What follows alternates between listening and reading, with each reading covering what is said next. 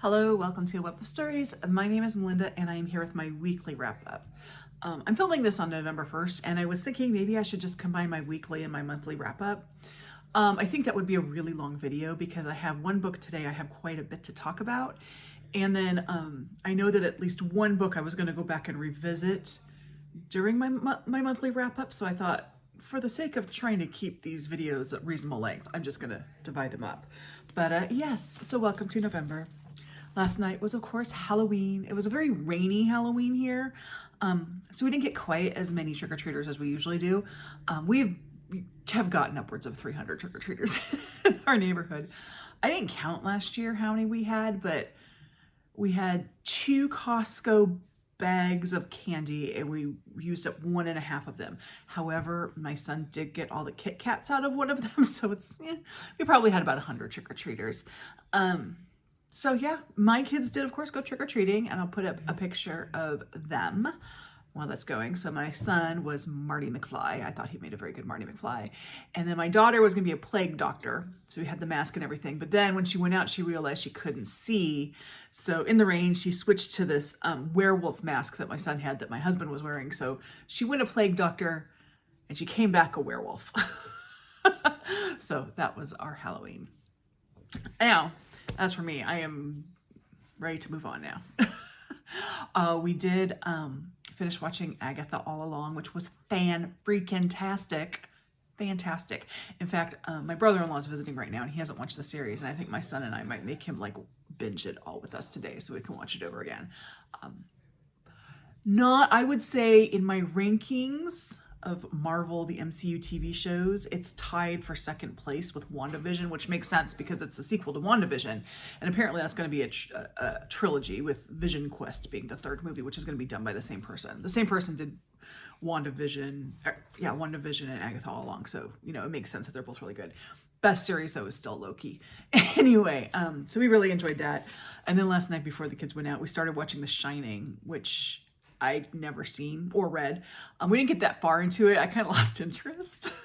It was like, it was just a little dated for us. We just, whatever. My kids did watch the night before last. For the first time, they watched The Sixth Sense, which my daughter was, I guess, amused by. She's my horror girl. She doesn't get scared, and she loves horror movies. In fact, we were watching The Shining last night, and I was saying, I've read Stephen King. I usually just read his non-horror stuff because I read one of his horror books and it just scared me. And then my daughter asked that I get her that particular horror book, which was Salem's Lot, for Yellow Book of Flood this year. So, yep, she's about the age. She's 15 going on 16. So she's actually, I think a lot of people started reading Stephen King before that, but she's the right age to start reading Stephen King. They did want to watch It last night, and I said, no, I can't be in the vicinity of that movie. I cannot. I've never seen it, any version of it, but I remember when the mini-series came out, and I just saw one scene from it, and it still creeps me out, so I cannot. Pennywise is too far for me to go. Anyway, that was our Halloween.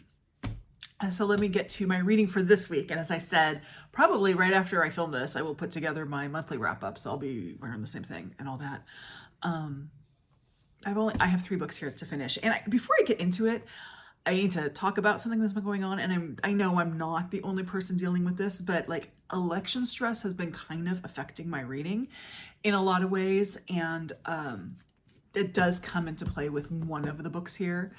Talking about books what I'm currently reading. So I was doing a buddy read of the Guncle and with Angela at Andy Hart's Books and Kim at Kim's Book Life. And I had said, well, I'm going to put it aside on this date because the new Louise Penny's coming, and I'm just going to read that. And I have the new Louise Penny, and which I talked about in my book haul, and it's good. I'm enjoying it, but it's got this domestic terrorism plot. And I don't think that's a spoiler. I think that's in the description. And I realized I cannot just binge this book. I can't, because it's just too much right now. So fortunately, I'm kind of alternating it with this book, because this book is a balm for my soul. I am not finished with it. I may finish with it today. We'll see. I'm also not finished with The Grey Wolf, which I really thought I'd have finished this month, but oh well. Anyway, to what I did finish. So the first book I finished was another buddy read, and that is The Weaver and the Witch Queen by Genevieve Gornichec. So this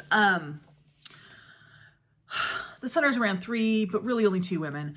There's Gunhild, who is the daughter of like a local leader, local chieftain in Viking land. I don't know if it is Norway, I guess. And then Odny and Signy are friends of hers who are farmers. And Gunhild is like, her mother hates her. It's a whole Cinderella thing. And she runs off to become a witch. All about witches. And as they grow up, she kind of stays in contact with Odny and Signy. And then something happens. Signy is, make sure. Okay, this is in the thing. Second, Signy's kidnapped, and so Odny and Gunhild like kind of team up to go find Signy. I thought this was a very entertaining book. I enjoyed it on an entertaining level. It helped with, it was a good book to read at this time of year because it didn't feed into that election anxiety for me. I say that for me because I know that Mariandria is dealing with it with this book, so you know it all depends on the person. I much prefer The Witch's Heart between the 2 books. This one was entertaining, but it's not going to stick with me. The Witch's Heart is a book that's like really in my soul. So, you know, it's still an entertaining book. It just, you know, not as good as the first one. That's fine. Okay. And the second book I finished, and this is one I do want to talk about. This is The Professor by Charlotte Brontë. Now, this was a reread for me. I read this a long time ago. Right after I finished my summer term in college in England. And I remember I had purchased a copy of it because this was not part of our class. I had purchased a copy of it, like one of those pound classics, while we were still in Cambridge. And my professor got this funny look on her face and she was like, well, tell me what you think of it when you're done with it. And I never got a chance to go and tell her because I was going into my senior year and she had that year off as a sabbatical. So I didn't ever see her again.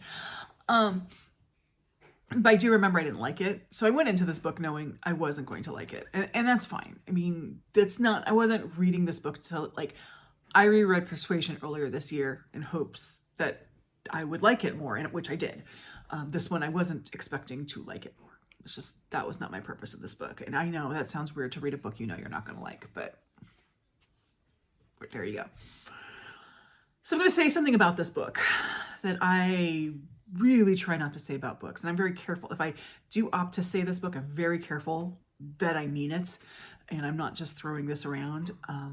It's not something I would ever say about a book whose author is still alive. Charlotte Brontë is, of course, no longer with us and has not been for a very long time. So there we go. And that is that this is not a good book. And I don't mean that I didn't like it thing, because there are a lot of good books that I don't like. And I think if anyone likes a book, it's probably a good book at some level. This one is, this book does not work. So this was actually the first book that Charlotte Brontë wrote. And you can tell it feels very much like a teenager writing about adults when they don't really know what it is. A really interesting thing about this book is, like Jane Eyre and Villette, but not Shirley, this book is in first person. However, it is first person from a male point of view. Charlotte Brontë didn't know a lot about men. You can kind of tell it's not a well done male point of view. It's about this English guy, William Crimsworth, who he's orphaned, but he's kind of well off, and he's graduated from Eton, and he has 2 choices. He can go with these uncles and live with them, and they'll take care of him as long as he becomes a minister and marries one of these like girls in town or something. He doesn't want to do either one of those things, so he decides to go to his brother and work for his brother, who is an industrialist in a, you know how in the Victorian era they write blank town. I think they even refer to the town as X in this book. And the brother hates him, and it's all awful. The brother's terrible. So he's talking to some other guy there, Hunsdon, and Hunsdon suggests that he go to the continent and find something to do. So he says, oh, that's a good idea. So he tells his brother where to stuff it, literally. He really does. And he goes to Belgium. He goes to Brussels, and Hunsdon had given him a contact of someone who would help him find a job. And he goes to this contact and he's like, well, you can be a shopkeeper. And he's like, that's not good enough. Shopkeeper or something else. Can't remember what it was, but it's a shop. He's like, well, if you don't want to do that, I guess you could teach. And he's like, oh yeah, I guess I could do that. So it's not like this was a guy who was born to teach. So he gets a job at a boys' school that is right next to a girls' school. And he's teaching English. And he's part of the thing is like, you'll have a lot of free time so you can get another job too if you want. And so he's teaching there, and he's approached by the woman Joukhadar who runs the girls' school, offers him to come teach there as well. So he takes her up on that. And I'm not worried about spoiling anything at this point because, again, this is not a good book. Joukhadar, you know, there's this weird flirtation that goes on, which is Joukhadar very clearly is encouraging, but pretty much for her own entertainment sort of thing. And he kind of falls for it, but then he finds out that Joukhadar and his boss, the guy who runs the boys' school, are really engaged, and it's a thing. So he's like, whatever, this woman's awful. And then his attentions move to this young woman named Frances, he finds out later, her mother was English, her father was Swiss, who was hired by Joukhadar to teach like needlework, but she wants to improve her English, so she's taking the English classes, and he becomes enamored of her. And Joukhadar, who is very much set up to be a villain of some sort, gets rid of her, and then he goes and finds her, and then they get married. And I mean, there's no plot to this book, really. It's just a thing. And I think going into this book, it's important to kind of know where Charlotte Brontë was when she wrote this book. So she herself she and Emily, I believe that's right. She and Emily, I believe, had gone to a school in Brussels themselves on the dime of a rich aunt of theirs. And the school was run by a husband and wife, the Hegers. And Charlotte had quite the crush on Monsieur Heger, like almost a, it was very passionate on her side. And of course, when that happens, you know, how does she see the wife? So there's a character in every single one of Charlotte Bronte's books. It's this sort of, they're always kind of described physically as being about the same. And they're this sort of older female character. It is the headmistress in Villette. It is Bertha Mason in Jane Eyre. It's Hortense. I think that's her name's Hortense in Shirley. Those are all like kind of well, maybe not Bertha Mason.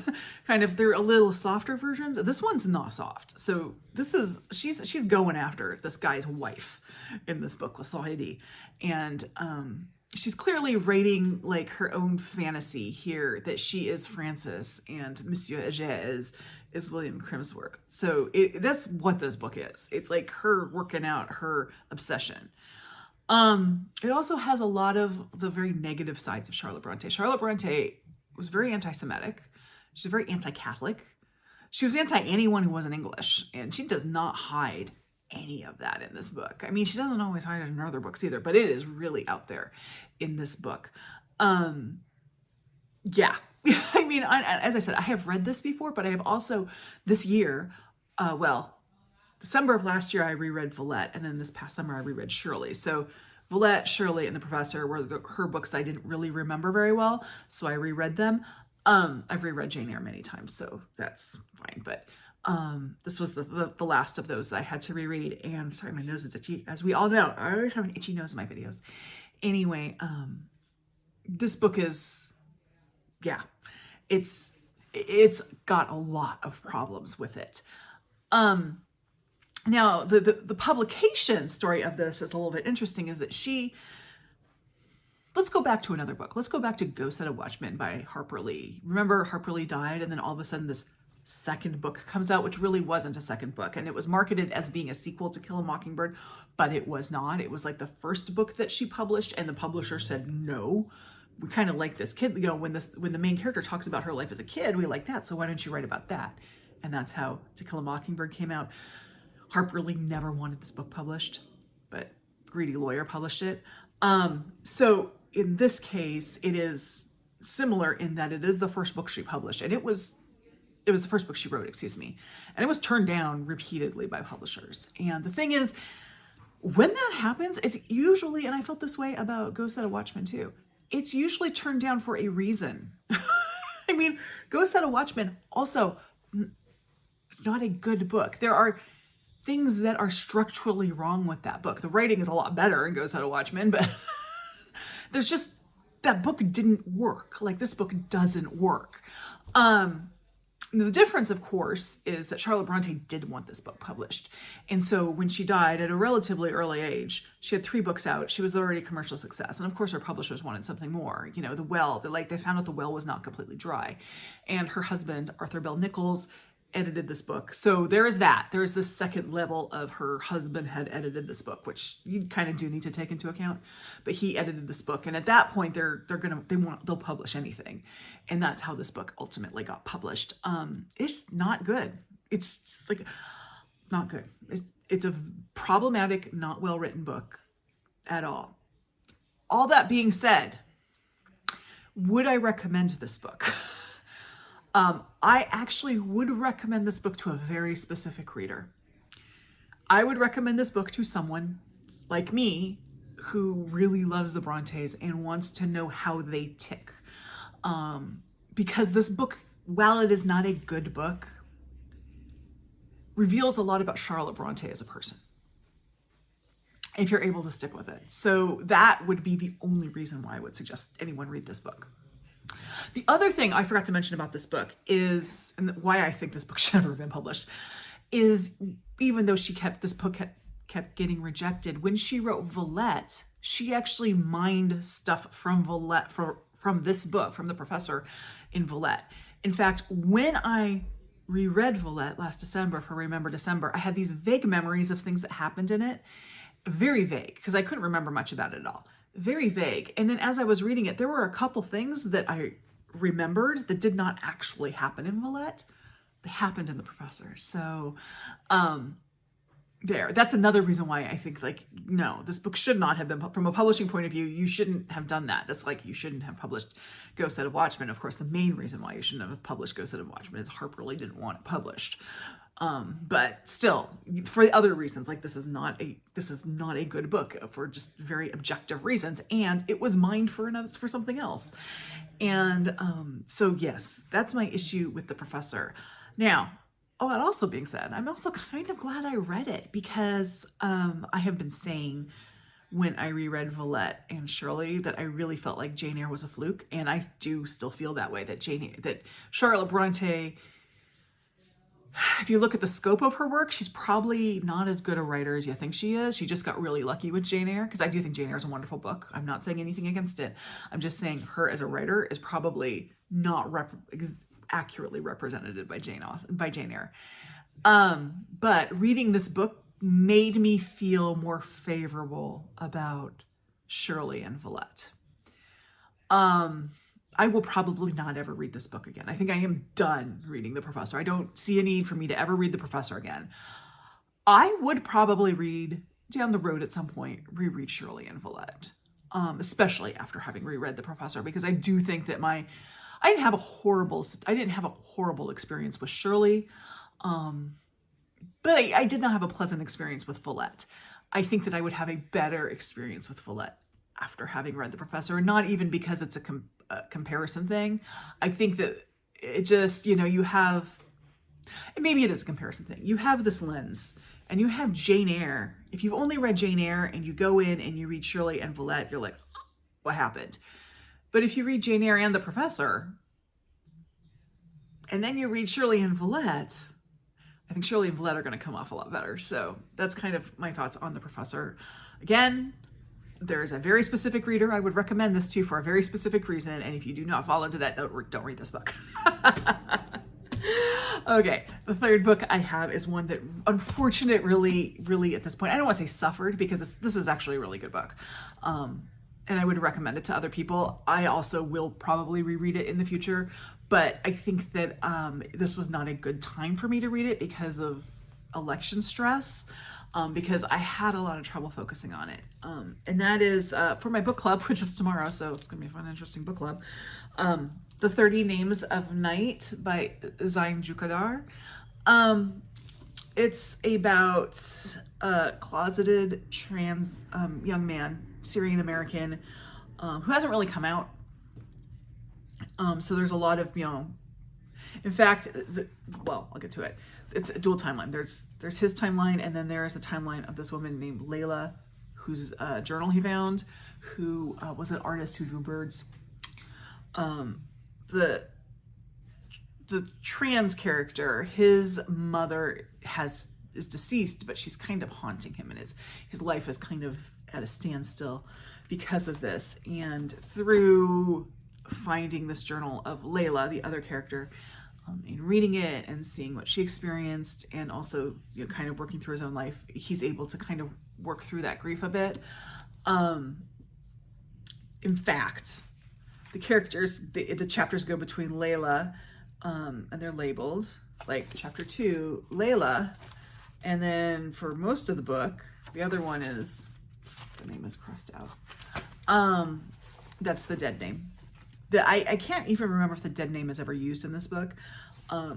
He does choose the name Nadir, which if you go to a later chapter, as I thumb through this quickly, sorry, it does show up as Nadir when he kind of starts coming out to people. There is beautiful writing. I really appreciated reading about Nadir's experience of being closeted and then coming out. I also realized, as far as trans literature or reading books with trans characters, I've never read one from a trans male point of view. It's always been from a trans female point of view. And I think that's just because of what I've read. I don't, you know, I don't think it was anything beyond that.